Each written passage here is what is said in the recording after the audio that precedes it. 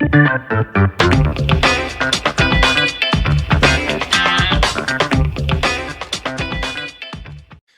and welcome to another episode of the Real Estate Investing Club. I'm your host, Gabe Peterson, and this is the place investors go to gain actionable advice, learn about current market trends, and hear war stories from other professional investors out there in the field today.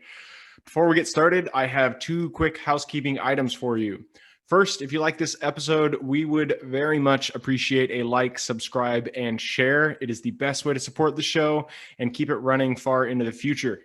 Second, if you're a new investor looking to get started in real estate or an experienced investor looking to take your investing to the next level, I've created an ebook just for you that will cover how to find deals that are actually deals, how to finance those deals with little to no money down, and how to exit those deals for maximum value. On top of that, I throw in an insane amount of free bonuses that you'll have access to once you buy the ebook.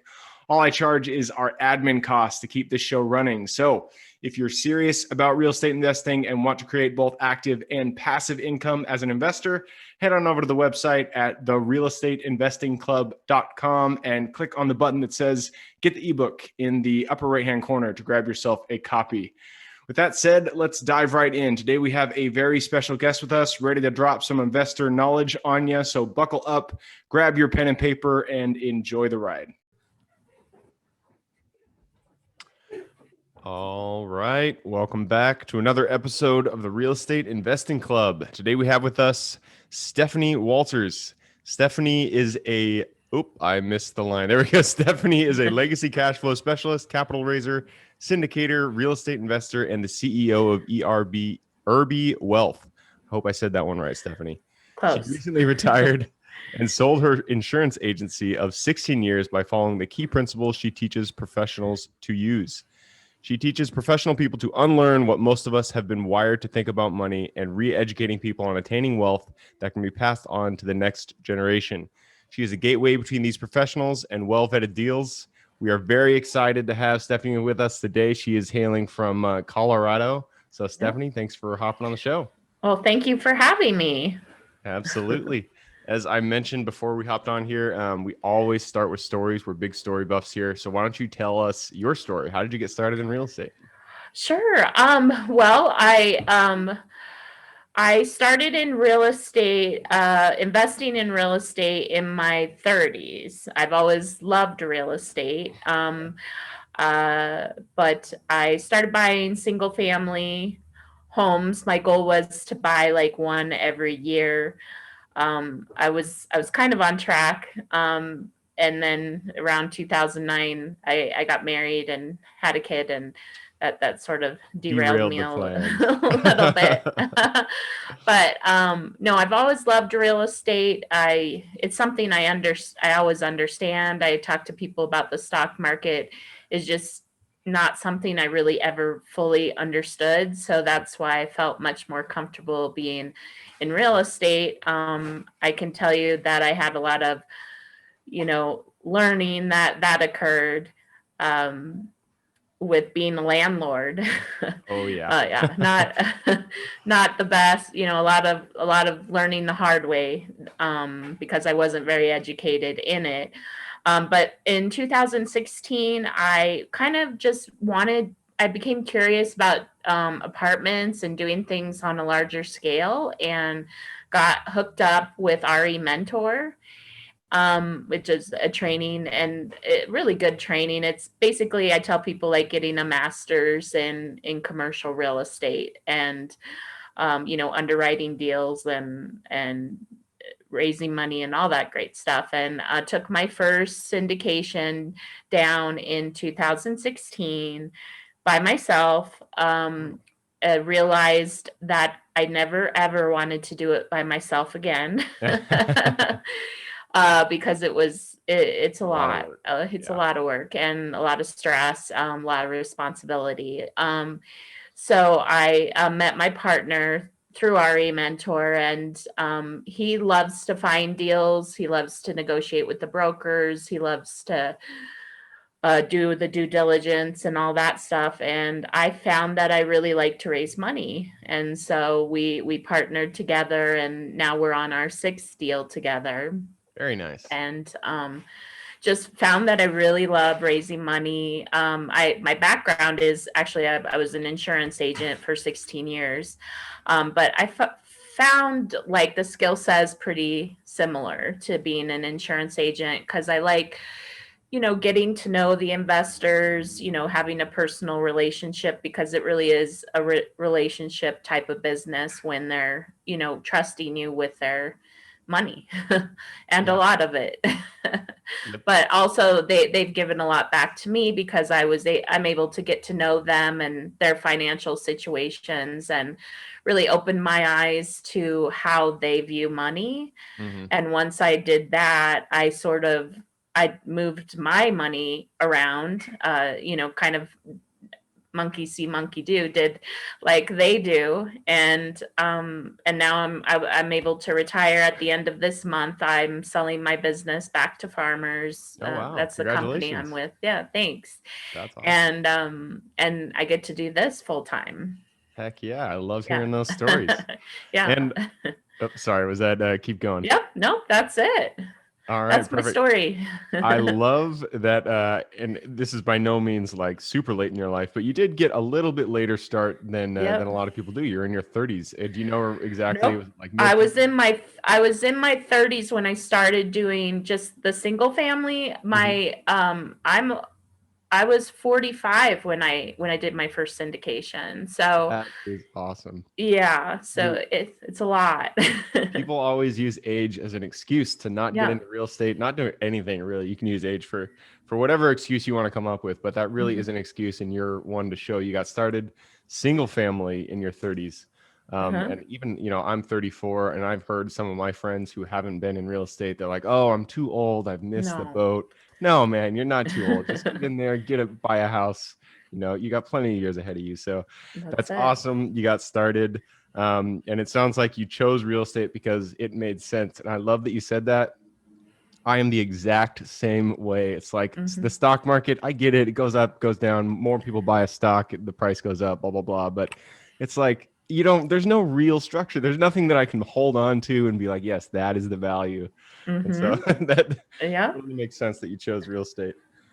Um, so a few things popped out in my mind when you're going through your story. The first thing that you said was you really did not like doing the deal by yourself. You did Yeah. that first syndication. You raised the money. I'm sure you project managed the deal itself if there was any Mhm. value add there. You found the deal. You just too much stress, and I can totally associate with that. So something that a lot of investors struggle with is finding good partnerships and setting up good partnerships. And I've had my own struggles in the past. It's really difficult to find people whose skills align, because a lot of Mhm. people, their skills are kind of the same, and if you're both doing the same thing, then it's not a good partnership. So what Mhm. have you found when it comes to really solidifying a partnership and getting it? I mean, you guys have done 6 deals, so it sounds like you've gotten a rhythm. You know what you're doing. You each are in your own lanes. How Mhm. did that kind of blossom, and how'd you get it to start? Oh, well, in my first deal, actually, I was initially working with a partner in that deal, and he kind of flaked out in the Mm, end, and I ended up, well, I didn't intend to do that first deal by myself, but I did. So that mm, was a partnership that did not work. And I have to say I got lucky. Looking for deals, you know this is that a lot of them, you look at a lot of deals, you even may get a couple under contract, but they fall through, during the due diligence. And so that I had a deal in Tallahassee, Florida that I went down, and a lady that mentored me at the time said there's this guy down in Florida who's with our mentor, and he'd be happy to come and maybe work with you on this deal. And that deal ended up falling through. And I can remember he was driving me back to my hotel, and he said, he's in the car, and he's like, do would you ever be interested in raising money? just doing capital raising for me. And I was like, yeah, absolutely. I would love that. And, he's just happens to be a good person. I have to say, and my husband tells me this, that I've been very lucky in this business. I've picked good partners, than this one in particular. And I've just been lucky. I've had really great mentors, and that is another thing I'd encourage anyone that's getting into the syndication space is, get a mentor, because I have, again, been really lucky with, people who've taught me a lot. So yeah. Absolutely. No, I heard that I've heard that echoed, that same sentiment echoed across many different guests, is that, you can pick up a book, you can watch YouTube videos, until your face turns blue, but you're Mhm. never really going to know, first, until you do the deal. And second, it's the information just comes better to you when it comes from a mentor, somebody who's been there and done that, because they can fill Mhm. in those gaps that you can't know, you don't know, if you're reading a book or anything like that. So Yep, and especially I think in the capital raising space, they're just, like I said, our mentor was very good at training, but again, the capital raising is usually something where people just say, if you find a deal, the money will come. mm, And that is there's nothing further from the truth than yeah. that. And I went through a lot of, trial and error, and a lot of it to get to where Absolutely. I am now. So on that first deal you guys did, did you guys do a full raise, or were you just raising for the down payment? How did that work out? Yep, our strategy is we get the financing, and then we raise the difference from the investors and the closing costs and all that stuff. Gotcha. I love it. Hmm. So I mean, why don't we talk about your strengths? I mean, raising capital, that's your bread and butter. That's where you shine. Hmm. A lot of people struggle with this because they don't have the network. They just don't know how to present their deal. So what are some big lessons that you learned, especially with the first few deals that you did, raising capital? A lot of what I've learned, a lot of what not to do. I remember, gosh, that was 2019. I was raising, and I was like, well, this conference is coming up, this real estate conference, and I'm gonna raise all my money at this conference. And that was not the case. I think I got one investor out of that, but I think I really thought that if I just hit all the real estate, meetups, real estate, anything related to real estate, and I can tell you I got zero investors from that. So I can tell you, don't spend your time in that arena. That makes sense, because every time I don't go to them anymore, but I used to go to a Right. ton of meetups when I just started. Hmm. And I found that people that go to the real estate meetups are basically wholesalers. They're ones that are, people who they don't have big deals that they're working on. They're just trying to find deals. And so Hmm. that's just funny because it makes sense. It So keep is. going. Yeah. So I just, I was lucky enough to sort of, I had my network within my insurance agency. So I Nice. didn't raise from my clients per se, but I had friends who gave me insurance deals, and I went to one in particular because I know he's done very well financially, and just said, this is what I'm getting into. And he said, well, why don't you come and talk to me and some of my friends? And I was like, sure. And again, very green at this time. And I sit down with, it was 5 men at a table, and I was just peppered with questions. And I remember coming back to my office, in the insurance world, and my mom happened to be in the office at the time, and I was like, oh God, I just blew it, mom. I was like with this group, and I just blew it. But I just, I followed through with everybody I met at that meeting. And the one guy came through with $300,000 to invest in my first deal. And That is so, sweet.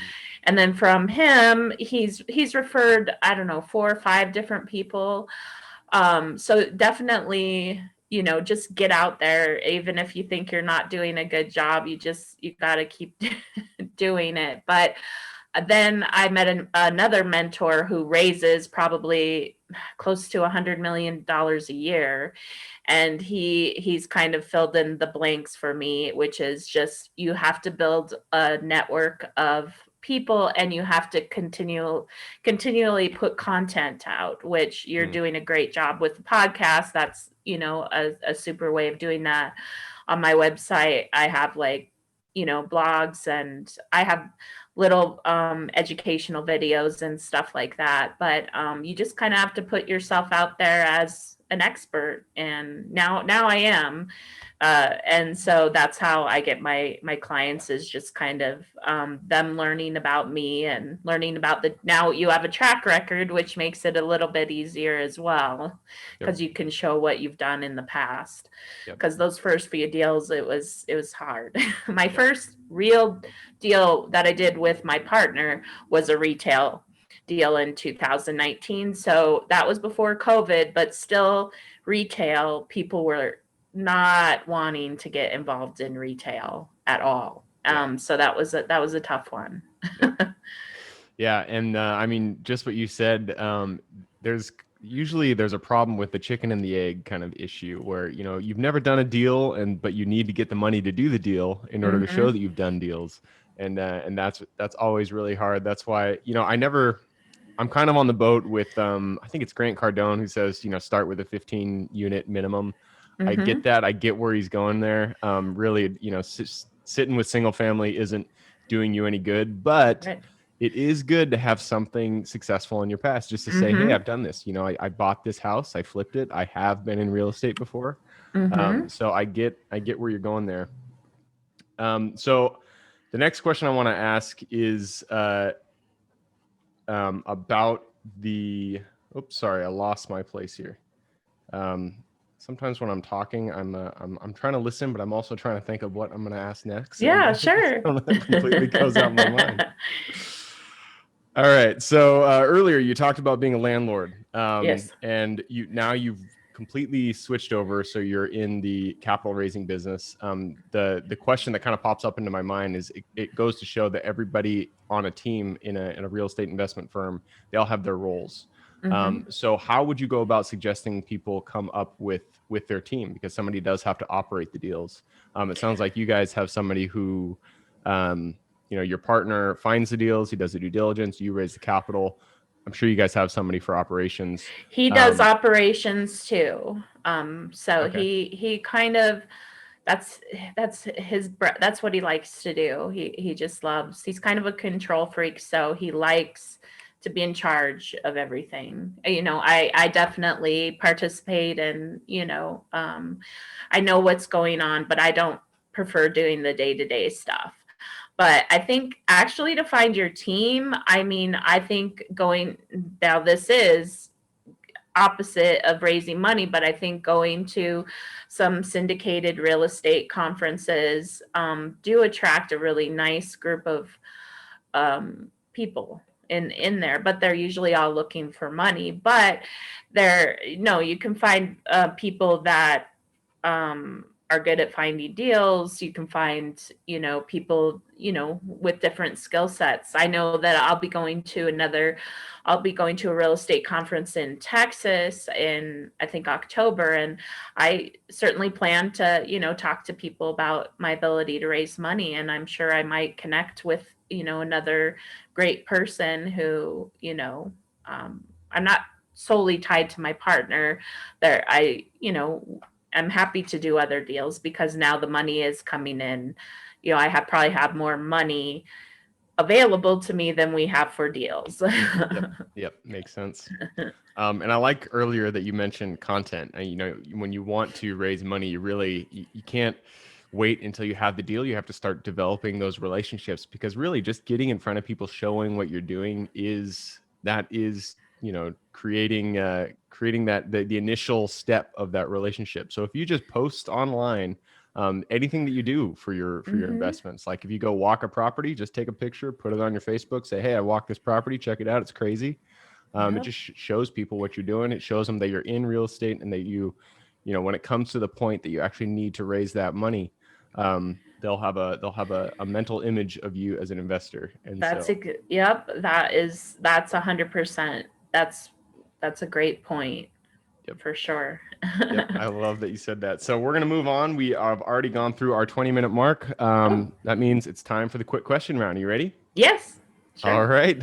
We always start with books. We are big bookies here. So why don't Yeah. you give me two of your favorite books, one for real estate and then one for general life wisdom.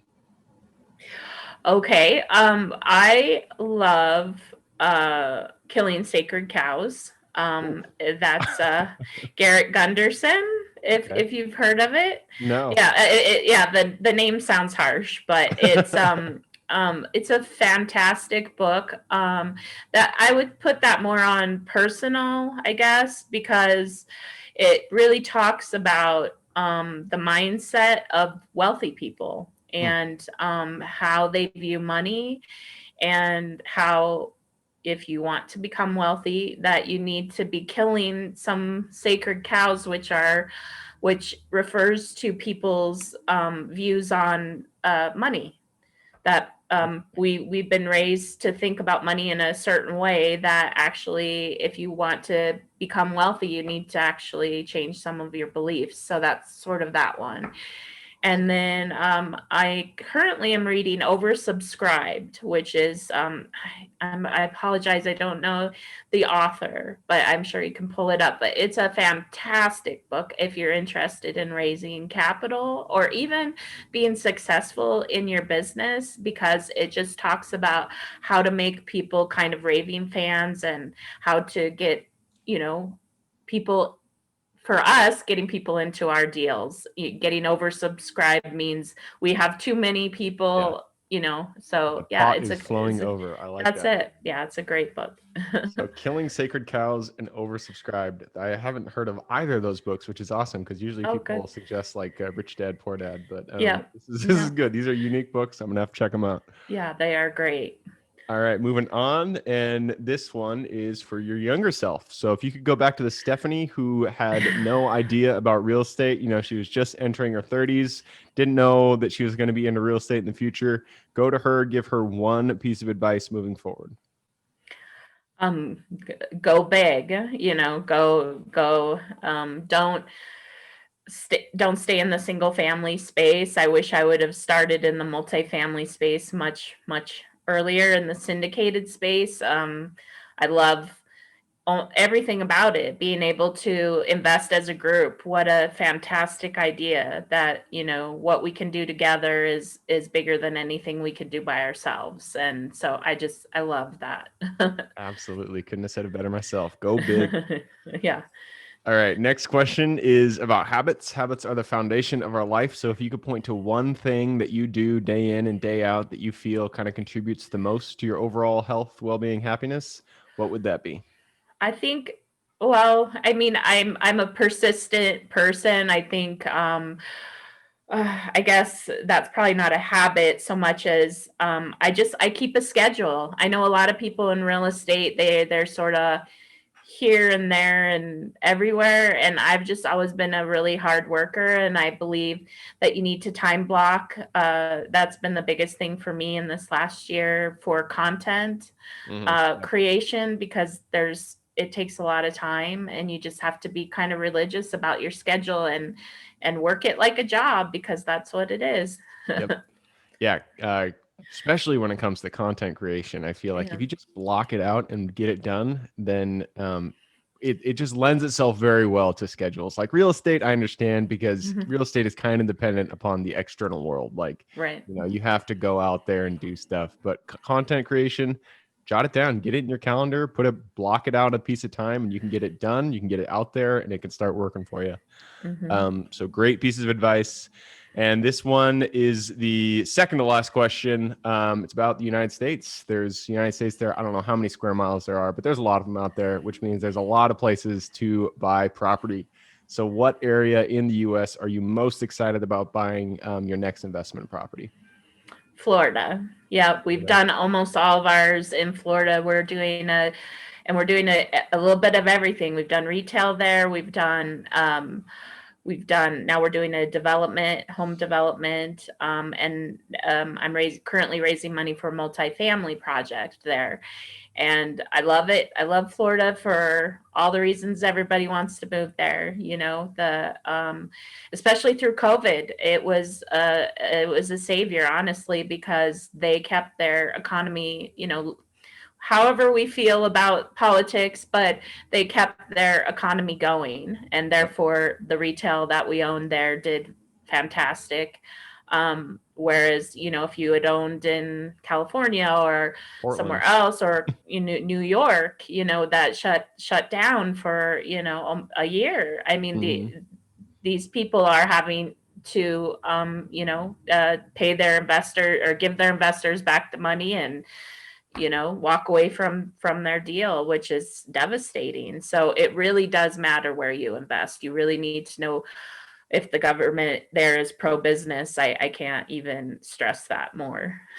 And Florida, Florida has a great government, but it also just has great standard statistics, like the fundamentals of Florida. The net migration is just going through the roof. So that's a great place to be. All right, last question. This is for the listeners, because you've given us a lot of great advice. I'm sure people out there want to reach out and say hi. What's the best way for them to get in contact with you? On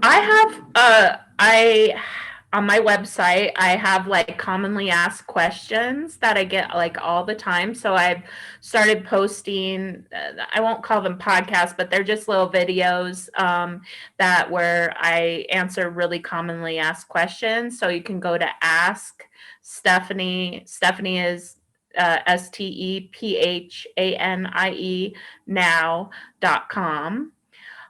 Or you can, that's right within my website, which is www.erbewealth.com. Like I mentioned before, there's just tons of content there to just get started to looking into syndication. Perfect. I love it. So that is erbewealth.com. I will put that in the show notes. So if you guys are listening, watching, you want to reach out to Stephanie, go ahead and click that little more in the description. It'll pop down the full description. In there, you can find Stephanie's URL. Click through and say hi to her. So Stephanie, thank you very much for coming and hanging out on the show. It's been a pleasure. Thank you. A great show. Absolutely. For everybody who's here with us today, thank you guys for showing up. You are the reason that we do this. So we appreciate having you here. If you have any questions whatsoever, reach out to me, Gabe at therealestateinvestingclub.com. Other than that, I hope you guys have a great week. Keep rocking real estate, and I look forward to seeing you on the next episode. Thank you for joining us for another episode of the Real Estate Investing Club. I hope you guys enjoyed the episode as much as I enjoyed putting it on, and we're able to pull some actionable advice that you can apply in your own investing today in the field. Before you go, we have a gift for you. If you're a new investor looking to get started, or an established investor looking to take your investing to the next level, I've created an ebook just for you, available on our website. This ebook will cover how I was able to create both active and passive income in real estate with very little money to start with.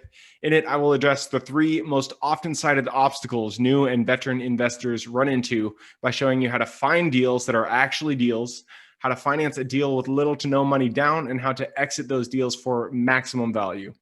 And if you get the ebook today, I am throwing in a bundle of bonuses, 7 of them to be exact. The first one will be the off-market lead generation blueprint, which will take you through the exact systems and processes we use to generate off-market leads like clockwork, which is the most important skill when it comes to creating wealth in real estate. The second bonus is the A to Z REI systems and vendors guide, which will allow you to peek under the hood of our business and see the exact tools, systems, and even the vendors we use to see the success that we do. And the third bonus is the top 100 best performing keywords pack, which will give you the exact keywords we use to target motivated sellers online using PPC ads. The fourth bonus is our contracts bundle for wholesaling and renting real estate, which will give you access to all the contracts we use in the field to execute all different types of transactions.